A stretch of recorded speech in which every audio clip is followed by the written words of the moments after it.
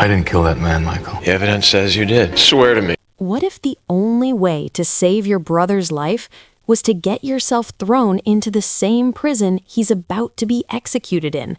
That's exactly what Michael Scofield did.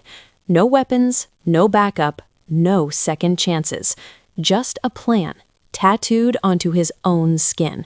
Welcome to Unlock the Plot, where we break down every twist, every secret, and every detail you might have missed.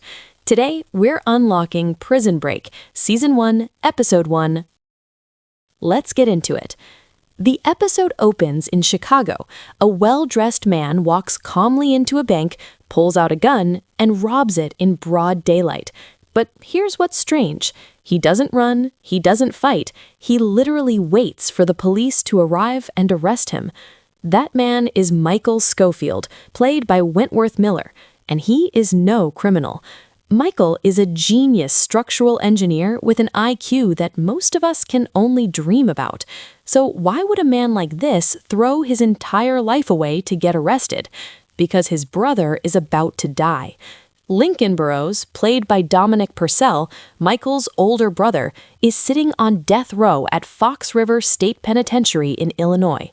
Lincoln was convicted of one of the most high-profile murders in American history, the killing of Terrence Steadman, brother of the Vice President of the United States.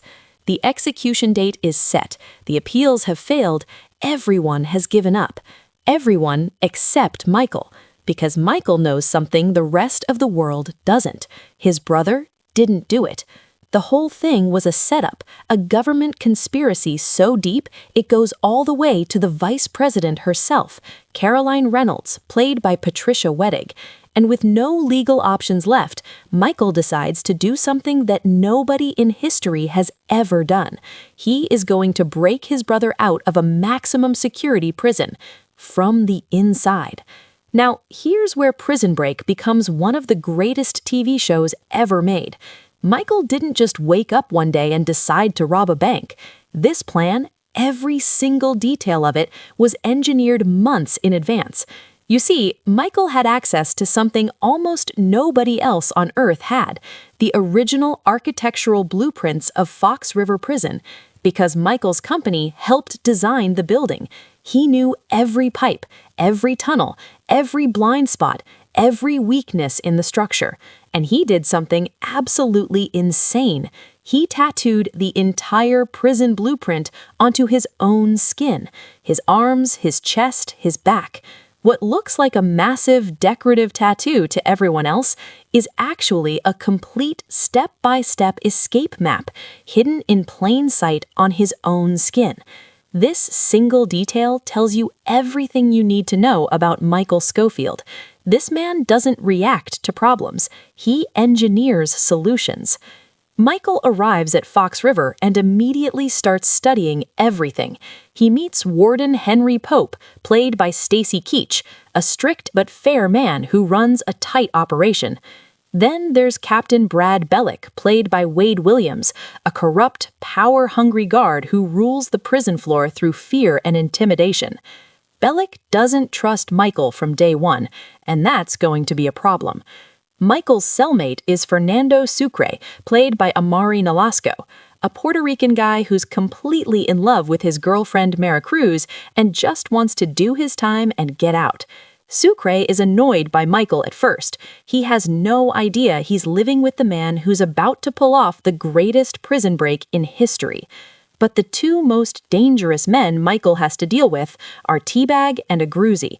Teabag Bagwell, played by Robert Nepper, is one of the most terrifying characters ever put on television, a convicted sexual predator, manipulative, unpredictable, lethal. Teabag controls a group of followers inside Fox River through pure fear. And then there's John Abruzzi, played by Peter Stormare, a Chicago mob boss who runs work detail assignments inside the prison. Michael needs Abruzzi's cooperation to make his escape plan work. Getting it without getting killed is going to be one of his first major tests. Michael deliberately hurts himself to get sent to the prison infirmary. There, he meets Dr. Sarah Tancredi, played by Sarah Collies, the prison's doctor and daughter of the Illinois governor.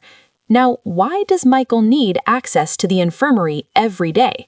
Because the escape route runs directly through the infirmary walls.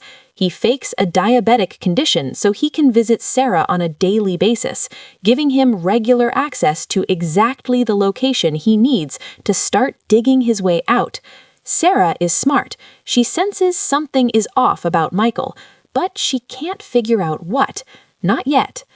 Michael finally stands face to face with Lincoln inside Fox River, and Lincoln is absolutely furious. He cannot believe his little brother got himself thrown into prison on purpose. He tells Michael to forget it, that the escape is impossible, that Michael is throwing his life away for nothing. But Michael doesn't blink. He looks his brother in the eyes and says, "I've got a plan, and it's going to work." That moment, right there, that's when you realize this show is something special. Because Michael didn't wake up one day and decide to rob a bank.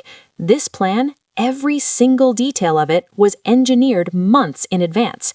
He walked into Fox River knowing every single move already calculated. The plan was complete before he ever put on that prison uniform. Meanwhile, on the outside, Veronica Donovan, played by Robin Tunney, Lincoln's ex-girlfriend and lawyer, is desperately trying to find any evidence that Lincoln was framed. She knows something is wrong, but she has no proof. Lincoln's son, L.J. Burrows, played by Marshall Allman, is angry and lost. His father is weeks away from execution. And in Washington, D.C., Vice President Caroline Reynolds is watching everything very closely. Her secret agent, Paul Kellerman, played by Paul Adelstein, is assigned one mission: make sure Lincoln Burrows gets executed on schedule, and make sure nobody starts asking questions. The conspiracy goes all the way to the highest levels of the United States government. And Michael Scofield, locked inside a maximum security prison, is the only person standing between his brother and death. Episode 1 of Prison Break does something most shows take an entire season to do. It sets up every piece of the board, every character, every threat, every layer of the conspiracy in just 42 minutes, and it leaves you with one question burning in your mind. Can Michael Scofield actually pull this off? That's what we're here to find out. If you want the full breakdown of every episode, every twist, every secret you missed, hit subscribe right now, because on this channel, we don't just watch the story, we unlock the plot. See you in episode 2.